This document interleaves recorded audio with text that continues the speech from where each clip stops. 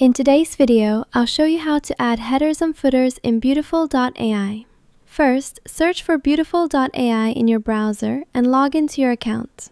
Once you're on the home page, click the presentation where you want to add headers and footers. After that, when you're on the editing page, click Theme at the top of the screen. Next, select Edit Theme. From the theme page, click on Footer.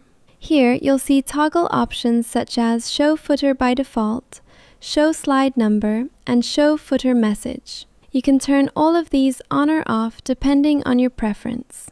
Then, click inside the text box under Show Footer Message to start editing your footer text. You can also toggle Show Logo on or off. If you want the logo enabled, simply upload your logo by clicking the camera icon, choosing the file from your device, and it will appear automatically. You can repeat the same process for the logo on dark or colored backgrounds if needed. Additionally, you can modify the logo scale and logo offset by adjusting the sliders left or right based on how you want it positioned. To change the logo position, click the current logo position option and select whether you want it aligned to the left or right.